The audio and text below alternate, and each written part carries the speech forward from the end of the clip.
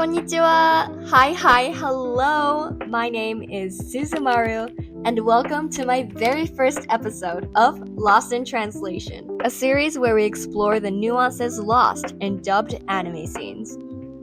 Today, we're diving into an episode of Jujutsu Kaisen, specifically from Season 1, Episode 9, where it introduces one of my favorite characters from the show, my man, Nanami Kento. Give him a round of applause. Now, let's talk about why his dialogue in Japanese and English creates two very different impressions of his character. If you like anime or manga content, or even just interested in Japanese culture in general, make sure to hit the like button and subscribe. Alright, let's get started. First, let's set the scene. In episode 9, we meet Nanami Kento. You can tell immediately that he's a sophisticated man with a suit, tie, and serious demeanor. This is also highlighted by how he told our protagonist, Itadori, that they should greet each other first before carrying on the conversation, and he bows when greeting him, adding more formality and politeness to his character. He makes a strong first impression, and his dialogue plays a huge part in reinforcing his personality. In Japanese, Nanami uses keigo, which is a polite form of Japanese. I'll give you an in-depth explanation about keigo later. Right now, you only need to understand that it makes the dialogue more polite and formal, very fitting for his character. It's a stark contrast to Gojo, who's playful and carefree, or Yuji, who's youthful and casual. But in the English dub, that nuance is lost because keigo doesn't exist in English, and the dialogue becomes more direct. For the most part, the difference is not too bothering, but the dub does him dirty when it comes to this very famous line. 労働はクソということです。そうなの？同じクソならより適性のある方を。出戻った理由なんてそんなもんです。くらいね。Let me dissect the line for you. 労働はクソということです。労働 means work or labor, and クソ in this case means shit or crap. I don't know if I should be swearing in my first video, but it is what it is. So, if you directly translate this line, it says work is crap. But I want you to pay attention to this part, the desu at the end of the sentence. Desu is a type of keigo, and like I said earlier, it makes the sentence more polite and formal. I know what you're thinking. What kind of wacky sentence is that? How on earth are you gonna make this sentence polite when it has a literal swear word in it? And you're right. The desu in this sentence does not make the dialogue at all polite. It still means what it means. But what it does do is that it allows Nanami, a mature and strict man, to swear and say things like this, yet keep his character composed, because the nature of keigo is part of his identity. And it also creates this humorous and almost ironic line by pairing a vulgar word with a polite one. It's what makes the line so interesting. It's funny hearing this from him, and it's why it's one of my favorite lines from Nanami. But what does the dub do? For a typical company and learned something there too. That having to work for a living sucks. Having to work for a living sucks? Sucks? It sounds stupid, childish, and out of character. And I know you felt that too.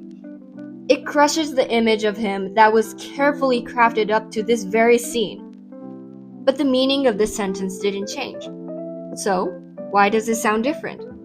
It's because keigo doesn't exist in the English language. Now, let's talk about keigo. Keigo is a form of polite or respectful speech in Japanese, and it's a big part of the language and culture. It's not just about being polite, it's about understanding social context.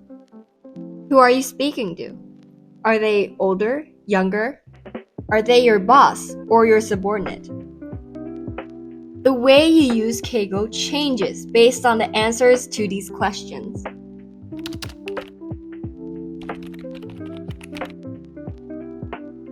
There are 3 main types of keigo.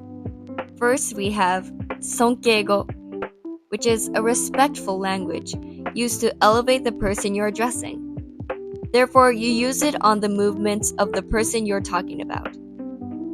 For example, instead of saying, 先生は食べる, my teacher eats, you'd say, 先生は召し上がる. Next, we have kenjougo.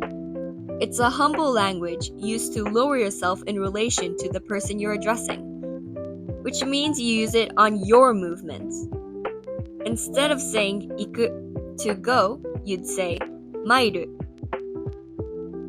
Last but not least, we have teineigo, a polite language that's neutral but still formal. These are sentences ending in desu, masu, or de gozaimasu. The line from Nanami that I analyzed for you today was using teineigo.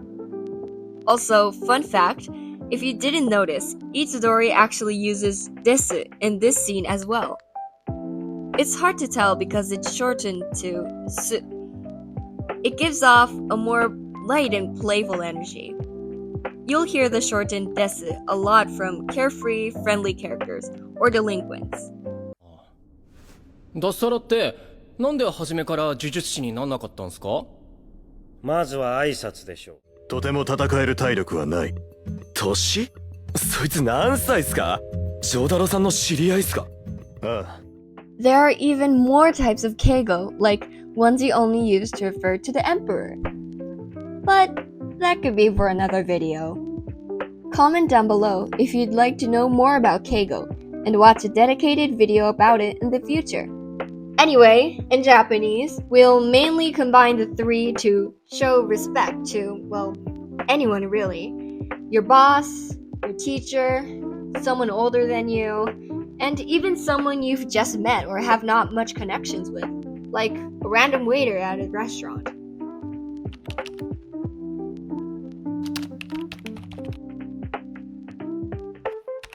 In anime and manga, keigo isn't just a linguistic choice. It's a storytelling tool. Writers use keigo to convey a character's personality, their background, or even their role in the story. This is why translating keigo into English is so tricky. English doesn't have a direct equivalent, so the nuances often get lost. For Nanami, this means losing the formal professional tone that makes him such a unique character. It's interesting to think about how these cultural differences influence the way we interpret anime characters. For example, if you're watching Jujutsu Kaisen in Japanese, you might think Nanami is a polished, professional adult. But if you're watching in English, you might see him a bit more straightforward and blunt. I like the Japanese version better, but that's just my opinion. Please feel free to tell me which you prefer down in the comments. I would also like to hear what your first impression of Nanami was.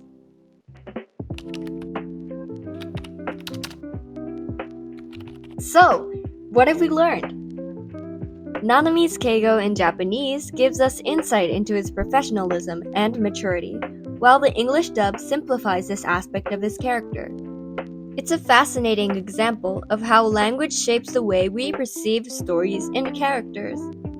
Thanks for joining me on the very first episode of Lost in Translation, and also watching through my very first YouTube video ever. It means a lot. If you have any ideas, thoughts, or topics you'd like me to cover, or maybe some advice for my videos, scripts, and everything, just comment down below. Also, don't forget to like and subscribe. On the next episode, I'm thinking of covering an episode from JoJo's Bizarre Adventure and explain the Japanese equivalent of dad jokes. If you're interested, please stay tuned, and I'll see you in the next episode.